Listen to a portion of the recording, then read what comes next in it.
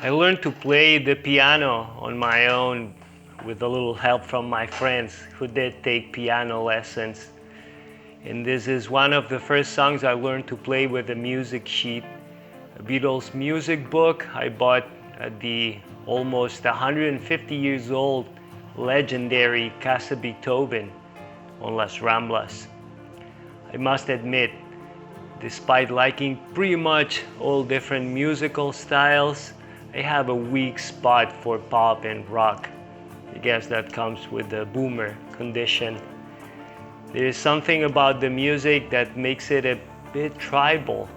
Mods and rockers, Zepelians and Purpelians, and of course, fans of the Beatles or the Rolling Stones. The cool guys tend to be more on the Rolling Stones side, dry, tough, and rebellious, or so they said. While the softer and queery ones tend to be more on the Beatles side. I'll let you guess which side I was on. Well, yes, I admit it. I'm an unconditional fan of the Beatles. It is not that I don't like the Rolling. I love the Rolling Stones, but I like the Beatles even more.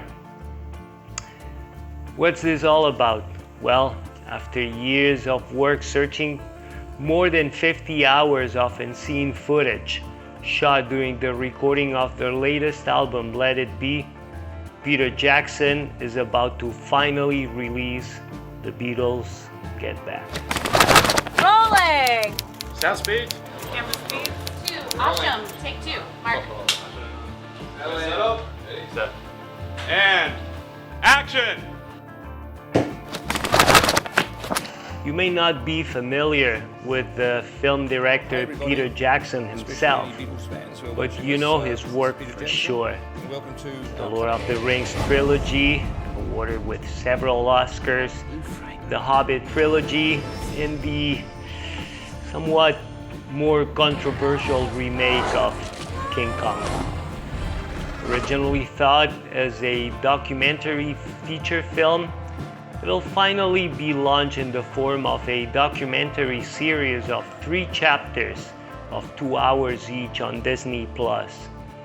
If there are no changes, on the 25th, 26th, and 27th of November. I think it'll be a pleasant surprise, and it will make many people rethink the idea they had, or that some made us believe that the Beatles didn't get along towards the end, and that they could not stand each other. It seems reality wasn't quite like that. We'll even get to see 2 characters that many people, but especially the press, journalists, bless their soul, came to describe as the 5th Beatle. I'm talking, of course, of the lifetime producer of the Beatles, George Martin, and one of my favorite keyboard players of all time, the American Billy Preston. As always, the color of things change depending on the glass you look through. Soon we'll see how the Beatles look through the color of Peter Jackson's glass. In any case, if you're like me, a fan of the Beatles, or just a music aficionado, you'll agree with me, we need to give the Beatles Get Back a chance. Smell you later. Yeah. Great, I'm happy. It's a cut. That's a cut.